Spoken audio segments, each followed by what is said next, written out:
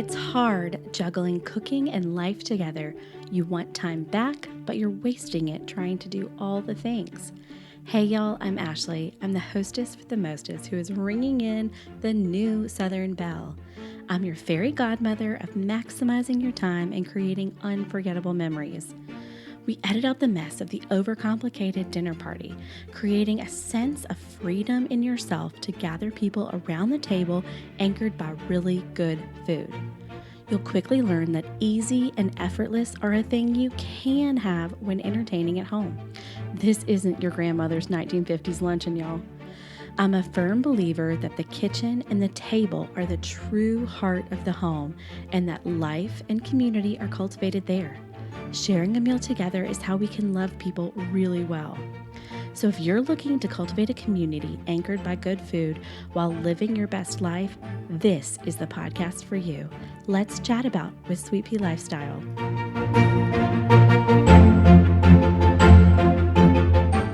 Building community is rewarding and soul-filling.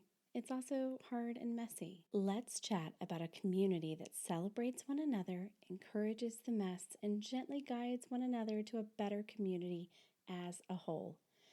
Recently in the news, you might be hearing a lot of hubbub about ChatGPT. It's a new AI tool that is taking the internet world by storm. I've been using it to come up with new content ideas based on other ideas I have published. It's already been super helpful, and I highly recommend it. One of the scary parts about it is that you can ask it for a baked chicken casserole recipe, and it'll pull random ingredients from random chicken casseroles and give you one. The humanity is taken out of it, and for a food blogger like myself, it has the blogging and content creating community shaking in their boots. So when I was thinking about this episode, I thought, let me just go see what ChatGPT can come up with for community building. Well, call it a 3-time glitch, but each time I asked in various formats about building community, it came up with nothing. If you could see me, you could see my cheeky grin and my gloating eyebrows. Building a community isn't something we can use artificial intelligence to do. Building a community isn't something we can necessarily do online. Yes, we have online groups that do in fact build a community of sorts. But that day-to-day in your life showing up and always present community, that's what we as humans crave. That sense of doing life together is in our nature. So today, let's talk about ways you can lean into the community you have and dive into the relationships you have. Since mid-2020, community has been a big word in our everyday language. Of course, it might have been in your everyday language for a long time.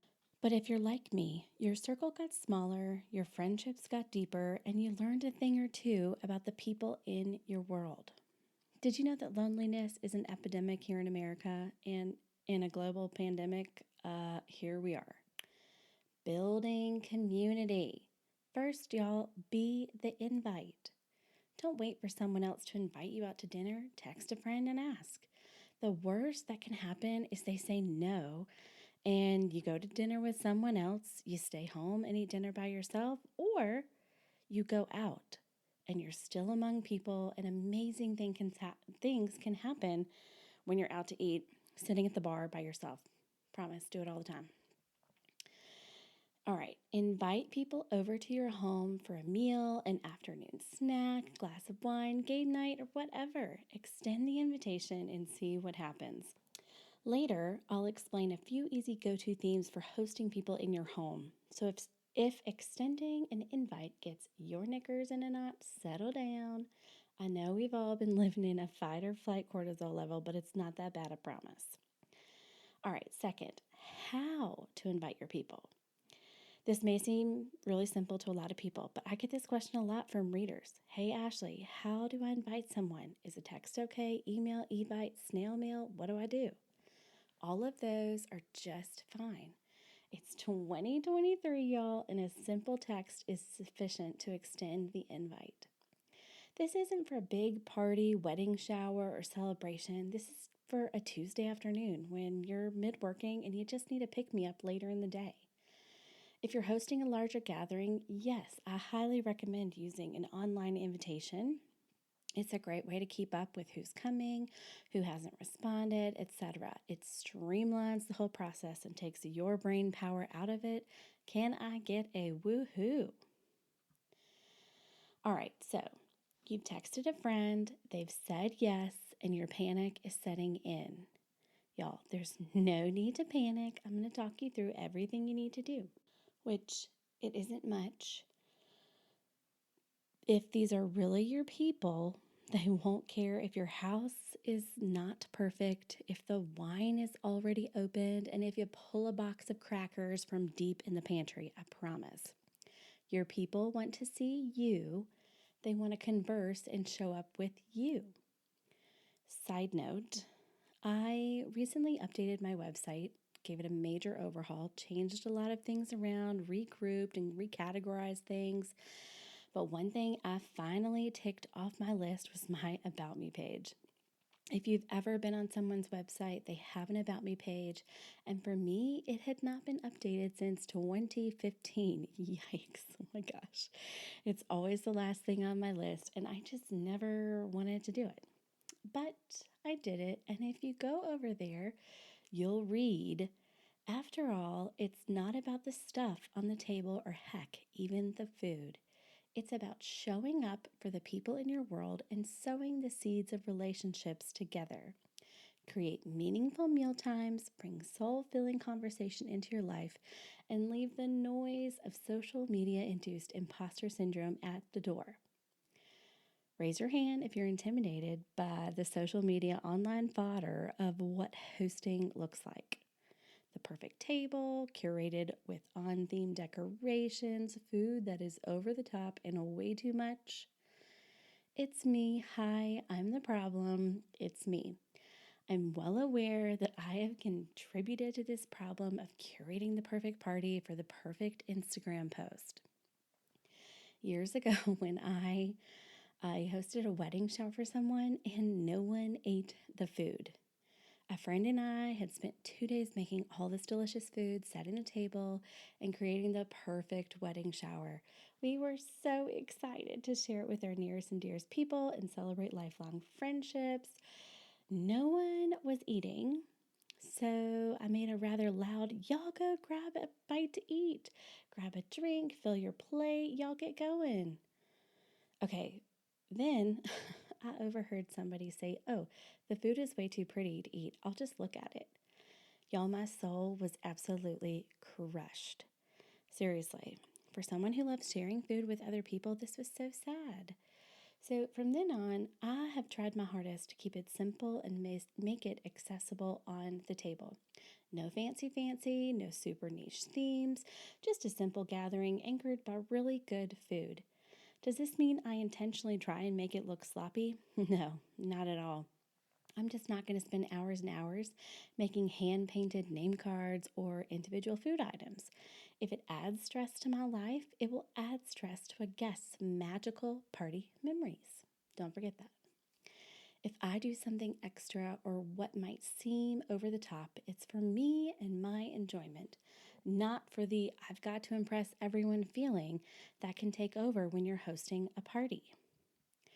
All of that to say, when you invite someone over to your house for a meal, an afternoon cocktail, or just a fun game night, there's no need to be over the top. Keep it simple so you'll enjoy the moment and build that community with the other person or people. All right, so here's what you're going to do. Start by fluffing your house. Look around, starting at your front door, and move around your house and do all these little things. Fluff your pillows on your couch. Turn your lamps on and the big lights off. Who else has seen that video with the sound about the never, ever, ever, ever, ever turn on the big light? Oh my gosh, so funny. I feel the same way. I live my life with just lamps and no overhead lighting. Go into your bathroom and make sure the toilet is clean-ish and you have a semi-clean hand towel out. I am preaching to myself. Last week, I don't know, the day after I hosted a little Super Bowl gathering for a couple of friends, I went to take a shower and noticed that in my guest sink was 2 ice packs that I had taken out of the freezer and placed in the sink just to like free up space. And I totally forgot about them. My dear friends are nice enough. They didn't say anything, but wow. All right, washing your hands with ice packs. I bet they thought, wow, what is she doing these days? All right, so after you've gone around your house and kind of fluffed everything and made sure your toilet is sort of clean, you have a clean hand towel, you do have toilet paper. Next, you'll pop into your pantry and grab a box of crackers and slice up some cheese. I have a whole list of pantry essentials for when guests pop by on my Amazon storefront. It has over 98 items you can use for no cook appetizers. You can find that link in the show notes. Get out a big plate, cutting board, whatever you've got, and arrange the cheese and crackers on there. It doesn't have to be fancy, just put it out there. Other go tos are chips and salsa. Who doesn't love a salty tortilla chip with some spicy salsa? Maybe a little margarita. It's an instant bad mood buster. I love setting out a pile of crispy kettle chips. They pair perfectly with a bottle of Prosecco. So does popcorn, by the way. So good. You just cannot beat the Southern classic of cream cheese covered in pepper jelly with a hearty cracker. It looks like you went to some effort when you really didn't, so keep a jar of pepper jelly in your pantry at all times. Now, take this platter wherever you want to have your time together, the living room, back porch, the kitchen table, wherever.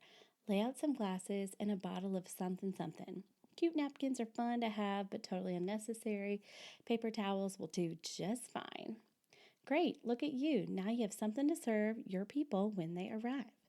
Swing your door open wide and start sowing those seeds of relationships. Building community isn't a new concept. Leaning into your people and showing up for them isn't a new concept. In a lonely world, be the invite. Cultivate the seeds and watch them bloom.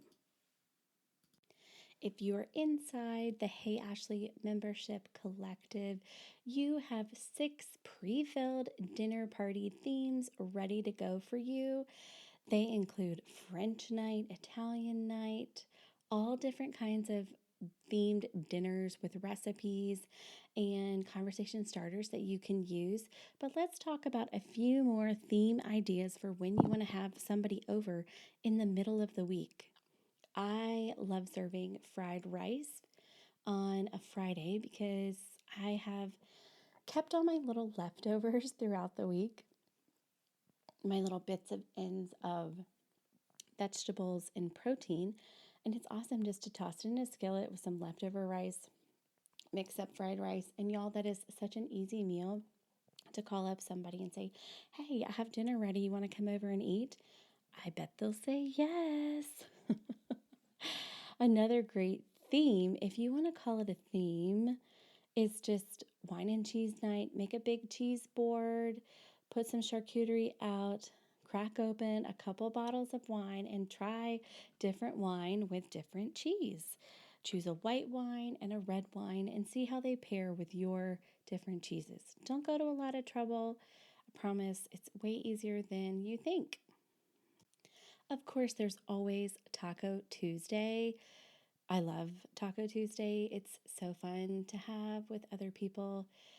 I have gotten in the habit of creating the shrimp taco board where you make air fryer shrimp. You put your frozen shrimp into the air fryer, season it, turn it on, let it rip. And then on your big board, you set out all the toppings and taco quote vessels, your tortilla, your shells, whatever you want, your lettuce wraps for your shrimp tacos. You put it all out on a big board, put it in the middle of the table, and everyone helps themselves. It's super, super easy dinner weeknight meal that you can make anytime.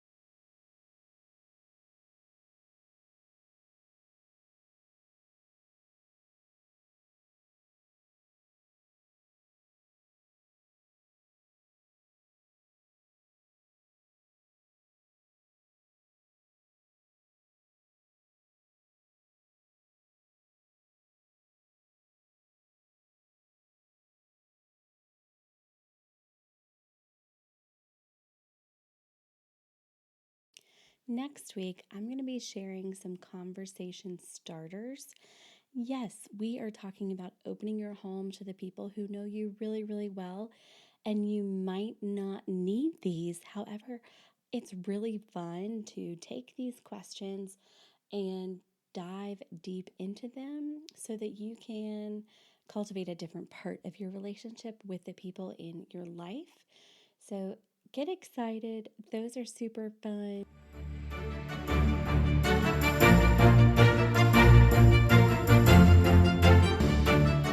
Thanks so much for listening to Let's Chat About with Sweet Pea Lifestyle. If you're into prizes, you're going to want to listen up. Leave a review, rate, comment, follow along, send me a screenshot of whatever you are doing here on the podcast, and I'll send you a free month of the Hey Ashley Membership Collective. Thanks so much for listening.